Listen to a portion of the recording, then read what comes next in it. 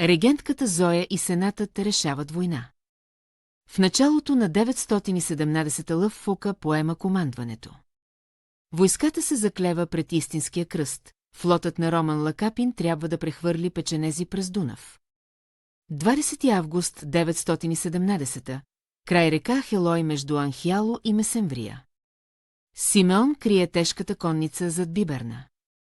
Сили, около 30 000 ромей срещу 15 до 20 000 българи. Александър Масуди дава по-големи, спорни числа. При разсъмване центровете се сблъскват яростно. Пленници не се вземат. Българският център се огъва и отстъпва организирано, увличайки ромеите напред. Лъв Фука хвърля резервите вдясно и притиска българското ляво към Ахелой. Преследването разстройва строя, линията на ромеите се разтяга повече от 4 километра. Симеон лично извежда скритата конница и зад Биберна и удря във фланг ромейското ляво. На брега избухва паника, мнозина се втурват към реката и пясъчната ивица. Разгромът е пълен.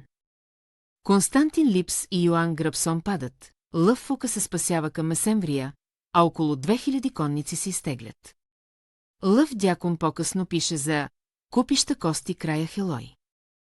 След Ахелой при Катасирти, близо до Константинопол, византийците търпят ново поражение. България налага надмощие в Тракия и Македония. Последствия, през ранната 919 Роман Лакапин узурпира властта. През май омъжва дъщеря си за Константин VII, през септември става кесар, а през декември 920 император. Извори: Николай Мистик, Александър Масуди, Йоан Скилица.